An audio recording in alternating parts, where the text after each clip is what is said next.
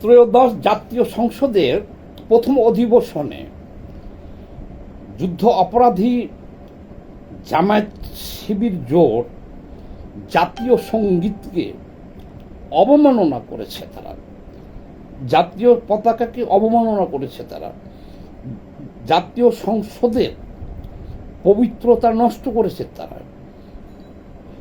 এই জন্যে এদের বিরুদ্ধে রাষ্ট্রদ্রোহী মামলা হওয়া উচিত এবং এদের সংসদ সদস্য পদ অলরেডি চলে গেছে। এদের সংসদ সদস্য পদ, এরা সংসদে মব সৃষ্টি করেছে। এরা হলো মববাজ। 18 মাস ধরে এরা সারা দেশে মব সৃষ্টি করেছে। এখন সংসদের ভিতরে যে মব সৃষ্টি করছে, এরা জাতীয় পতাকাকে অবমাননা করেছে, জাতীয় সঙ্গীতকে অবমাননা করেছে।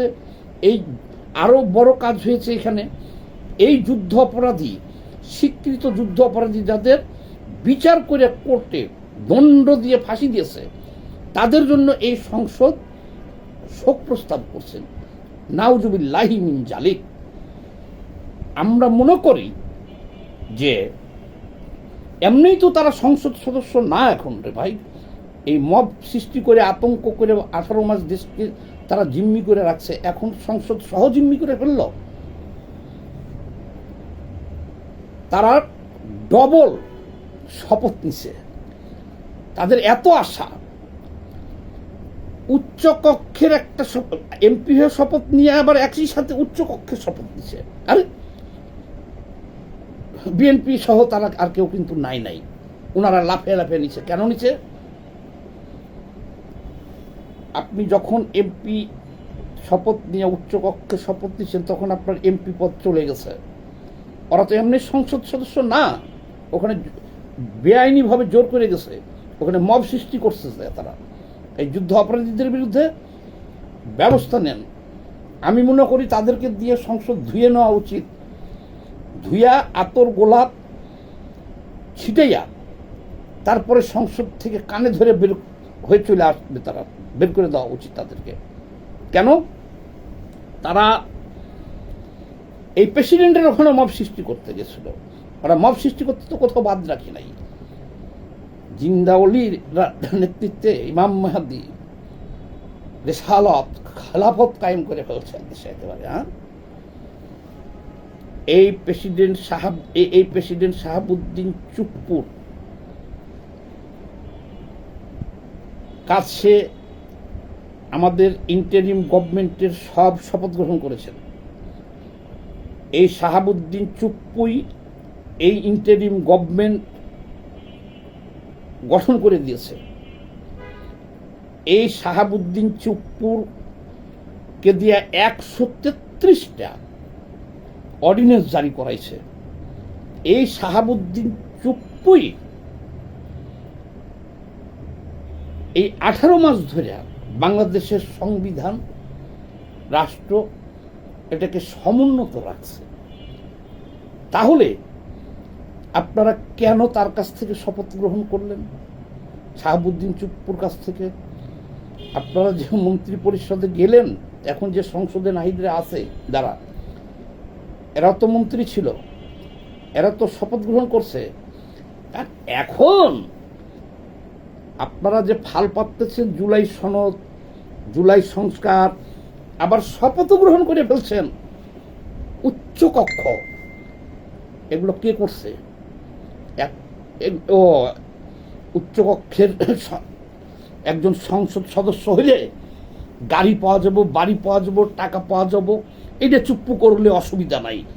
তাড়াতাড়ি করে নাচতে নাচতে যাইয়া আপনারা তো তখন বললেন না যে উচ্চ কক্ষ সংস্কার, এইটা চুপ্পু যে অর্ডিন্যান্স জারি করছে, সেই অর্ডিন্যান্স বলে, আমরা ওখানে কিন্তু বলতেছে 133টা অর্ডিন্যান্স জারি করছে। তার একটা হলো তারা ওই যে উচ্চ কক্ষের শপথ নিচ্ছে। তখন তো বললেন না যে এই উচ্চ কক্ষ হলো স্বৈরাচারের দোসর প্রেসিডেন্টের অর্ডিন্যান্সের দ্বারা গঠিত হয়েছে, আমরা এখানে যাব না। বিএনপি তো বলছে ওখানে যাইব না, তারা যায় নাই, শপথও নাই। এরা হলো বাটপার এবং লোভী, এরা মিথ্যাবাদী, প্রতারক। এই যুদ্ধ অপরাধীদেরকে এদের রাজনীতি বাংলাদেশে নিষিদ্ধ করতে হবে। এরা 18 মাস ধরে পুরো দেশকে জিম্মি করে রাখছে। এরা 133টা অর্ডিন্যান্স জারি করছে। জুলাই যোদ্ধাদের রহিতকরণ বিল থেকে শুরু করে এই চুপ্পুসাবি নির্বাচন কমিশনার নিয়োগ দিছে, সেই নির্বাচন কমিশনার একটা নির্বাচন করে দিল। এখন আইছে বেয়াদবি করতে, মহামান্য প্রেসিডেন্টের সাথে বেয়াদবি। আরে বেটা, তোর তো 18 মাস ধরে ওই বেটার, এই 18 মাস ধরে তো ওই বেটারের সামনে রেখেই তোরা দেশ চালাইতেছি, এই এত কিছু করলি। তাহলে এখন না, এটা কিছু না, এটা হলো মব সৃষ্টি করে দেশে একটা বিশৃঙ্খলা করে আবারও তারা ওই যে অস্ত্রপাতি আছে তাদের কাছে, যেগুলা স্নাইপার রাইফেল, তারপরে আছে থানা লুটের অস্ত্র, তারা আবার মব করে আবার একটা বিপ্লব করার চিন্তা, স্বপ্ন দেখতেছে ওরা। আমি অবিলম্বে এই মববাজদের বিরুদ্ধে ব্যবস্থা নিতে হবে। রাষ্ট্রদ্রোহী এরা সংসদে যেটা করছে, এরা জাতীয় পতাকাকে অসম্মান করছে, জাতীয় সঙ্গীতকে অসম্মান করছে, রাষ্ট্রপতিকে অসম্মান করছে। রাষ্ট্রপতি ব্যক্তি চুপ্পু না তো, মহামান্য বলছেন কেন সবাই? এটা একটা চেয়ার।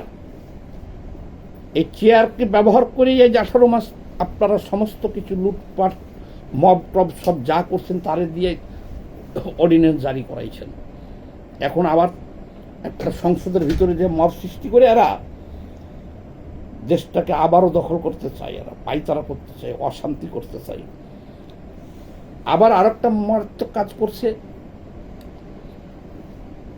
শোক প্রস্তাবে যারা যুদ্ধ অপরাধী, যাদের মৃত্যুদণ্ড হয়েছে, আরে তাদের জন্য শোক প্রস্তাব করছে সংসদ ভবনে। আবার সংসদ সদস্য ছিল না ইসুফ মাওলানা, খুলনার জামাতের, যিনি রাজাকার বাহিনীর চিফ ইন কমান্ডার, প্রধান ছিলেন, উনি গঠন করেছিলেন রাজাকার বাহিনী। উনি তো সংসদ সদস্য কোনোদিন ছিলেন না, ওনার জন্য শোক প্রস্তাব গ্রহণ করছে। অবিলম্বে এই যুদ্ধ অপরাধী জামাত শিবিরের, এই জামাত জোটের সংসদ সদস্য পদ বাতিল করতে হবে এবং রাষ্ট্রদ্রোহী মামলায় এদেরকে আবারও ফাঁসিতে ঝুলিতে হবে সবটিকে। রাষ্ট্রদ্রোহী মামলা দিয়ে এদেরকে আবার ফাঁসিতে নিতে হবে সবটিকে, না হলে এই দেশটার মধ্যে কোনো শান্তি হবে না। ওরা কিন্তু পাইচারা করতেছে দেশে, ওনারা কথাই বলতেছে আবার বিপ্লব করব। এদেরকে সমূলে নির্মূল করে ফেলতে হবে। একটু বেশি করে এই ভিডিওটা শেয়ার দিয়ে দেন, আমরা এটা মেনে নিতে পারি না। তারা এমনিও তো তারা স্বাধীনতা দিবস মানে না, ওই বিজয় দিবস মানে না, বুদ্ধিজীবী দিবস মানে না, জাতীয় পতাকা মানে না, রবীন্দ্রনাথ লেখছে এই জন্য জাতীয় সঙ্গীত মানে না, এটা সবসময় বলতেই আছে তারা। 51 মানে না, এখন সুযোগ পাইছে, এখন ওখানে যে দেখাই দিচ্ছে, কিন্তু মানে না মুখে বলে এক কথা। জাতীয় সংসদের ভিতরে যে তারা জাতীয় সঙ্গীত বাজতেছে, তারা বসে আছে, তারা দাঁড়ায় সম্মান প্রদর্শন করে নাই। এই কারণে তাদের বিরুদ্ধে রাষ্ট্রদ্রোহী মামলা হবে এবং তাদের সংসদ সদস্য পদ বাতিল হবে। আমরা অবিলম্বে সরকারের কাছে দাবি জানাই, আহ্বান জানাই, মাননীয় স্পিকারের কাছে আহ্বান জানাই, অবিলম্বে এদের বিরুদ্ধে আইনগত ব্যবস্থা নেওয়া হোক। সবাই ভিডিওটা একটু বেশি করে শেয়ার দিয়ে দেন। ধন্যবাদ।